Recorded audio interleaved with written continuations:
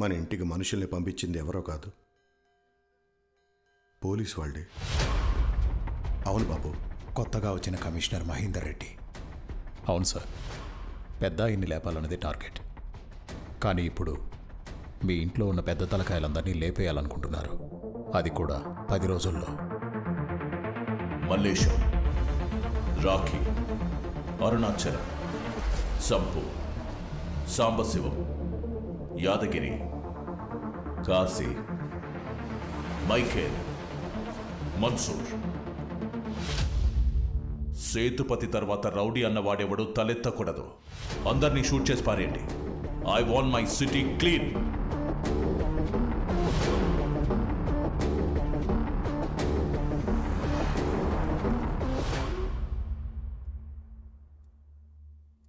ఎన్కౌంటరా? కాదే, నాకు gang war అని చెప్పారే. సేతుపతి వాళ్ళ ఇంటికి రౌడీని పంపే ధైర్యం ఈ ఊళ్ళో ఎవరికీ లేదు. వచ్చింది పోలీసులే, నాకు తెలుసు. సుల్తాన్ ఉన్నంతవరకు ఏది వద్దని చెప్పాను కదా, ఎందుకు తొందరపడ్డాను? ఇప్పుడున్న గొడవలు చాలావా? నువ్వు ముంబైలోనే కదా ఉండేది, నీకు దీనికి ఏ సంబంధం లేదు. బయలుదేరు. పోరా.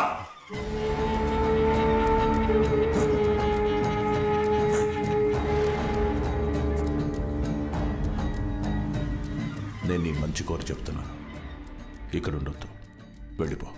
నన్ను పంపించి ఏం చేద్దామని సార్? కాల్చి చంపేస్తారా? ఎంతమందిని? 10 మందిని? 20 మందిని? సరిపోతుందా?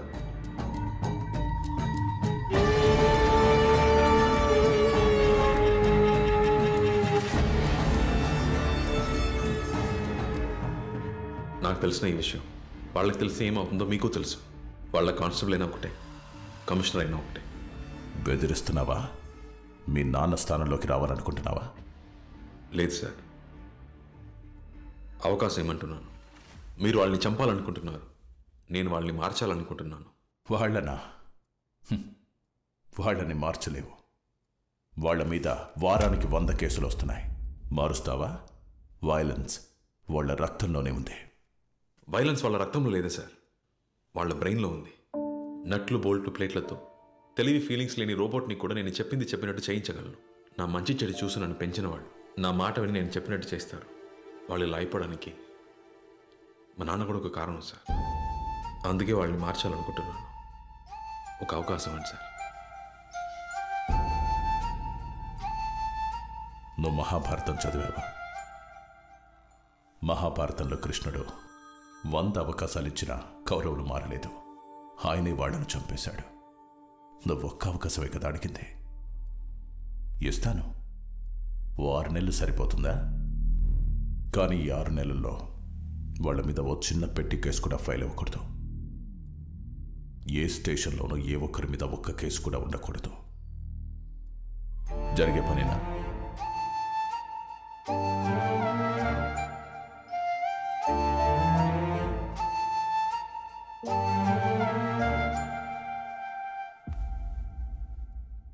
గుర్తుపెట్టుకో, ఒప్పందం మీరితే nobody can save them.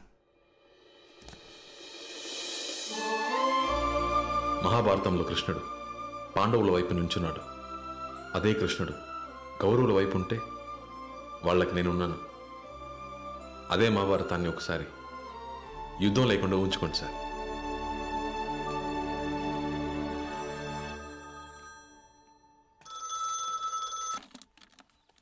Hello, Velagapudi నుంచి మాట్లాడుతున్నామయ్యా.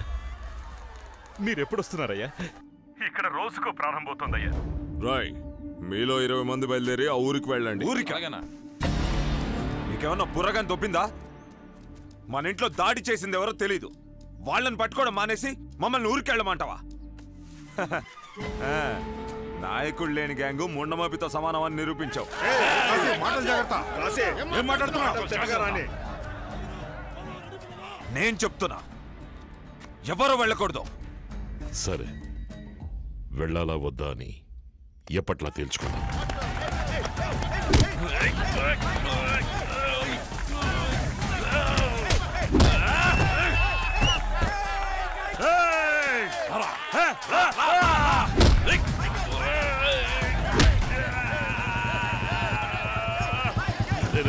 ఆపండి.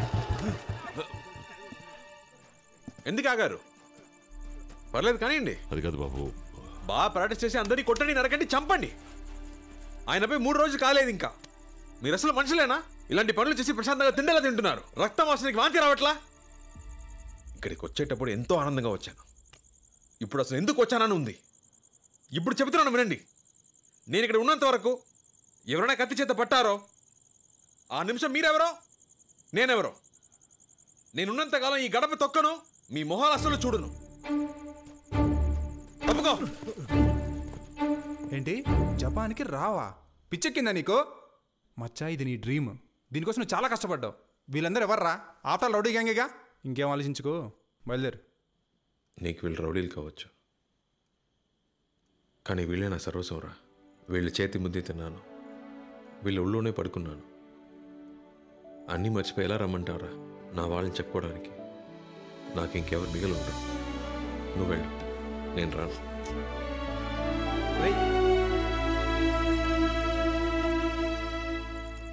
మనం ఆ ఊరికి వెళ్ళి తీరాలి. ఎందుకంటే అది పెద్దయ్య గారు వాళ్ళకి ఇచ్చిన ఆఖరి మాట. మనం దాన్ని కాపాడాలి. సుల్తాన్ని నేను మేనేజ్ చేసుకుంటాను, తనకేం తెలియక్కర్లేదు. మన ప్లాన్ ప్రకారం మీరు 20 మంది ఈ రోజు రాత్రికే ఆ ఊరు బయలుదేరండి. మన స్కెచ్ మిస్ అవ్వకూడదు. పడు చావాలి. రేయ్, గేటు దాటేలోపు భయంతో ఎవ్వడి బాడీలోంచి ఏ సౌండ్ రాకూడదు. Pin drop silence. ఎవడరా సౌండ్ చేసింది? చేతవా? అది నువ్వేరా? మూసుకుంట్రా. రేయ్, ఎందుకు డోరు తెరవకుండా నోరు తెరుస్తున్నారు? అయ్యయ్యో, దొరికిపోయావా? ఎక్కడికి రా అడుగుతున్నాగా. చెరువు గట్టు వరకు వెళ్ళొద్దామని. దానికి బ్యాగులు ఎందుకురా? వచ్చేటప్పుడు జంగాకి బిస్కెట్లు చాక్లెట్లు తెద్దామని. నో సుల్తాన్. మరి తాడి నాయల బుక్ అయితే చెప్పకుండా ఏదో కంత్రి పని చేస్తున్నారు. బాసు, నేను పెళ్లి చూపులకు వెళ్తున్నా. దొరికింటే నిజం చెప్పడం. పెళ్లి చూపులకి? అవును బాసు. అది నేను నమ్మాలి. ఇప్పుడు నిజం చెప్పు. ఇప్పుడు ఇంకో అబద్ధం చెప్పాలా? చెప్తాను బాసు. పోయిన వారం మార్కెట్కి సరుకులు తెద్దామని పోయా. సరుకులు తీసుకుంటుండగా వెనక నుంచి ఒక చెయ్యి నా మీద పడింది. ఉలిక్కిపడి వెనక్కి చూస్తే గిత్తలాంటి మా అత్త నన్ను చూడగానే బోరుని ఏడ్చేసింది. నేను ఏడుస్తున్నాను, మా అత్త ఏడుస్తోంది. మార్కెట్ మొత్తం మమ్మల్ని చూసి ఏడుస్తోంది. ఇక్కడ గోడందేంటి? అబద్ధం. తెలుసు, రోజు బండి అన్నం పెట్టి నేను మేపుతున్నాను. ఎందుకు ఆపావురా? ఏం లేదు బస్సు, జంగా షూలేసి అడ్డుపడింది. వీడి జాండా బొంగు. మా అత్త ఏడుస్తూ ఓ మాట అంది. ఒరే కింకాంగు, కింకాంగు, నా కూతురు నీకోసమే పుట్టిందిరా, నీకోసమే ఎదురు చూస్తోందిరా, వచ్చి దాని మెల్లో తాలి కట్టరా అంది. నా మనసు తల్లడిల్లింది. తన మాట కాదనలేక, సరే సుల్తాన్కి చెప్పకుండా ముందెళ్ళి పిల్లని చూసొచ్చి ఆ తర్వాత సుల్తాన్కి చూపిద్దామని ఇదిగో ఈ పొట్టాడే సలహా ఇచ్చాడు. ఇదేనా మ్యాటర్? నాకేదో కొడుతోంది. తెలుసు, నీకేం కొడుతుందో నేను ఎక్స్పెక్ట్ చేయగలను. చిన్నప్పుడే ఇంట్లోంచి పారిపోయి వచ్చిన ఈ ఎదవని ఈ వయసులో ఈ లత్త ఎలా గుర్తుపట్టింది అనేగా. చిన్నప్పటి నుంచి నాలో మారింది ఒకే ఒకటి ఉంది, అది నా హెయిర్ స్టైల్ బాసు. నా డౌట్ అది కాదు కింకాంగ్. మరి ఇంకేంటి? నీ కింకాంగ్ అని పేరు పెట్టింది మేము. నీ అత్త ఎలా నిన్ను కింకాంగు కింకాంగు అని ఏడిచ్చింది? నవ్వుతున్నాడు సుల్తాన్. రాయ్, ఏడుస్తున్నాను రా. ఏం బాసు సుల్తాన్, నేనింత నిజాయితీగా చెప్తున్నా, నువ్వు నన్ను నమ్మట్లేదే? నా ముద్దు పేరు మా అత్తకి తెలియదు కూడా నేను చేసిన తప్పవుతుందా చెప్పు? ఇవి నీ చేతులు కాదు, కాళ్ళు అనుకో. నేను చెప్పిందంతా నిజమని నమ్మకపోతే నేను చాలా ఫీల్ కథలు చెప్పలేక చస్తుంటూ ఊపుకుంటూ వస్తున్నాడు. ఏం లేదు బాబు, బాయ్, నేను సుల్తాన్ గారిని అర్థమయ్యేటట్టు చెప్తున్నాను. నేను పెళ్లి చూపులకు వెళ్తున్నట్టు. అనవసరంగా చెడగొట్టి ఇరికించక బాయ్. నీకేమైనా బ్రెయిన్ ఉందా?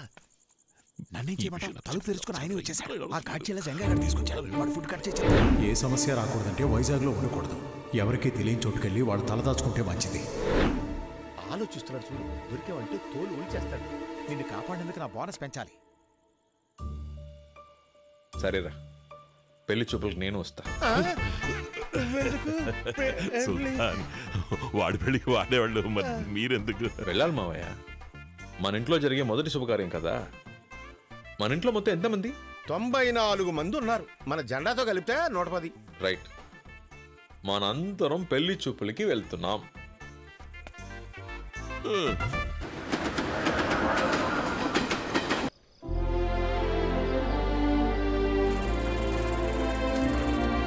అందరూ తొందరగా రండి, అందరూ తొందరగా రండి. అందరూ తొందరగా రండి అమ్మా, రండి. యబ్బా నేను చెప్పేది ఏంటంటే మాట ఇచ్చిన ప్రకారం విశాఖపట్నం నుంచి రౌడీలందరూ వచ్చేసారు. టౌన్లో ఉన్న కళ్యాణ మండపంలో బస్ చేశారు. జయేంద్ర ఎవరైనా చూపిస్తే చాలు ఏజ్ పారేసి వెళ్ళిపోతారు. ఇలా చూడండి, మనందరికీ మంచి జరగాలంటే ఈ విషయం గురించి బయట ఎవరికి తెలియకూడదు. ఇది జయేంద్ర చెవిన పడిందంటే ఏమవుతుందో తెలుసుగా. సుల్తాన్కి ఏమీ తెలియకూడదు. ఆ జయేంద్ర చావాలి. అవునవును, ఇవన్నీ పనికిరాని పనులు. దేనికి దారి తీస్తాయి ఏమో. ఇలా అపశకునాలు మాట్లాడతారు. పట్టించుకోవద్దు, మీరందరూ వెళ్ళండి. వెళ్ళండమ్మా. ఇదిగో వెళ్ళొచ్చి అటెండెన్స్ తీసుకుంటాను.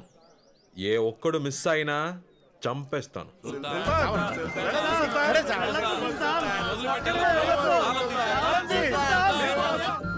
రే కింకాంగ్, ఇది పల్లెటూరులో లేదే, ఏదో ఎడార్లా ఉంది. ఈ కాలంలో వ్యవసాయం చేసేవాడు ఎవడున్నాడు? అయినా నువ్వు నా అత్త కూతురు చూడడానికి వచ్చావా, టూర్కి వచ్చావా?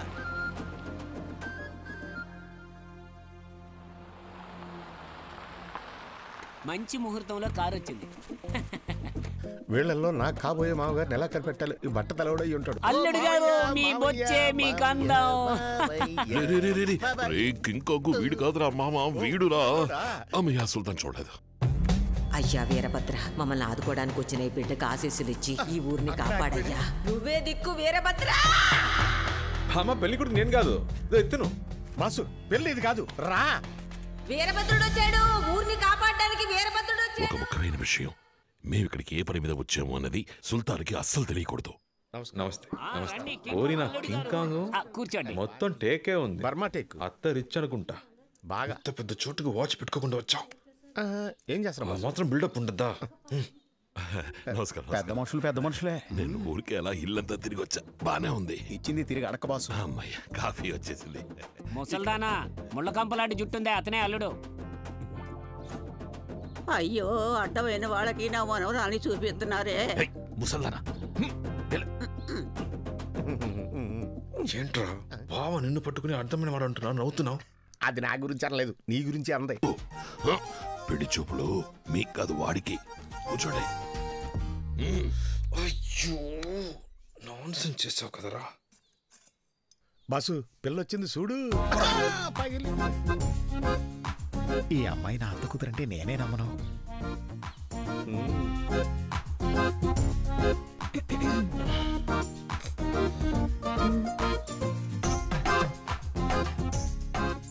వీడికి ఇలాంటి అత్త కూతురా, దేవుడా.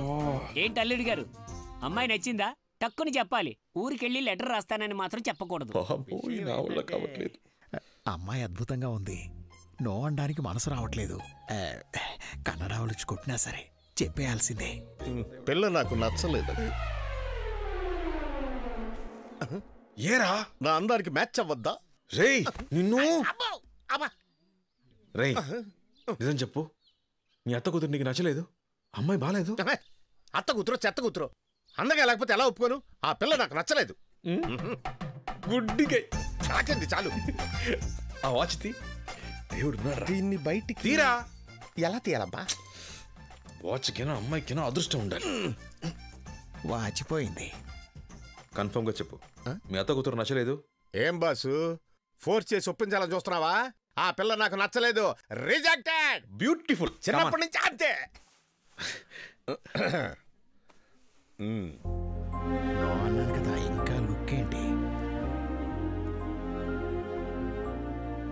నా పేరు విక్రమ్, వీళ్ళందరూ సుల్తాన్ అని పిలుస్తారు. బాంబేలో రోబోటిక్స్ ఇంజనీర్గా ఉన్నాను. మంత్లీ 3 లక్షలు జీతం. సొంత కంపెనీ ఒకటి మొదలుపెట్టి జపాన్ వెళ్ళిపోతున్నాను. బాబు, ఇప్పుడు ఇవన్నీ మాకెందుకు చెప్తున్నావు? చెప్తా.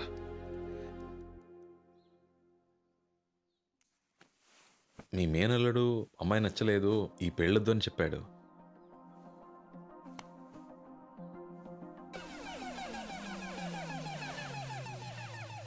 నాకు మీ అమ్మాయి బాగా నచ్చింది.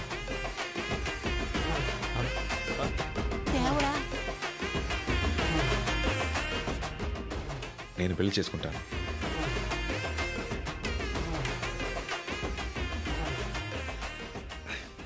నీ మనసులో ఎంతుందా? నేను ఏన్ని ఇష్టపడట్లేదు. Thank you.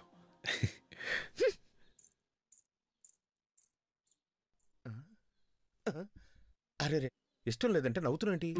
నువ్వు పెద్ద ఆవారావి బాసు.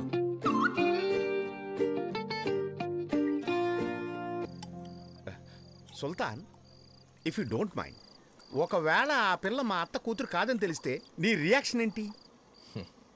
రేషన్ కార్డులో నుంచి నీ పేరు తీయించేస్తా కింకాంగ్. లేపేస్తాడేమో. బాబు బయట కాస్త పనుంది. బయటికి వచ్చి ఏం పీకుతారేంటి? లోపలే ఉండండి, అదే ఊరికి మంచిది.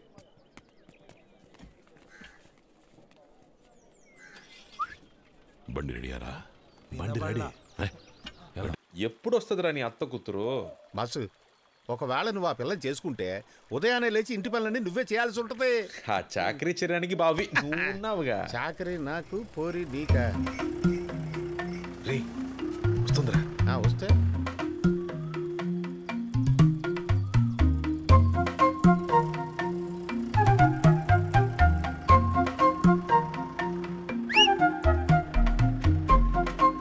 మరదల పిల్ల, మా బాసు పొద్దు నుంచి ఏమీ తినకుండా నీకోసం చూస్తున్నాడు.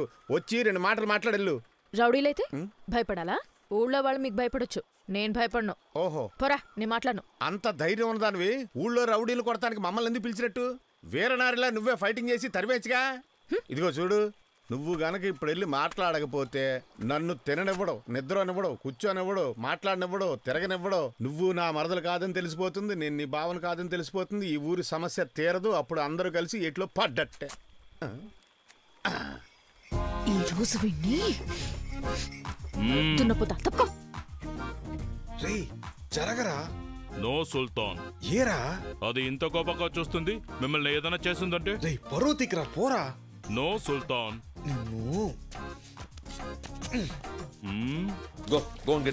జై సుల్తాన్. సారీ అండి, ఆడికి పనిలో సిన్సియారిటీ కొంచెం ఎక్కువ.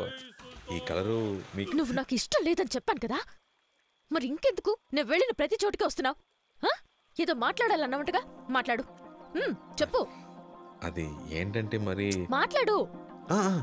అంటే ఎలా చెప్పాలా? త్వరగా చెప్పి చావు. అరే ఉండండి, ఊరికి ఆంగ్రీ బెడ్లాగా.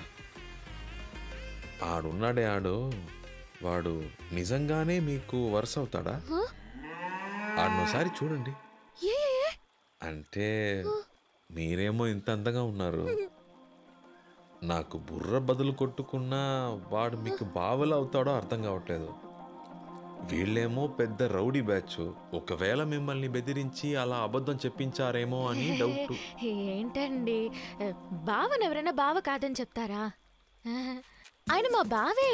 పైగా ఆయన మా కులదైవం కర్రీపోతురాజు అంశ. కర్రీపోతురాజు, మీరు మాట్లాడటం అయిపోయిందా? నేను వెళ్తున్నా. అయ్యో, ఏమండి ఏమండి? అంటే నా దిష్టే మీకు బాగా తగిలినట్టుంది. దిష్టి తీయించుకోండి.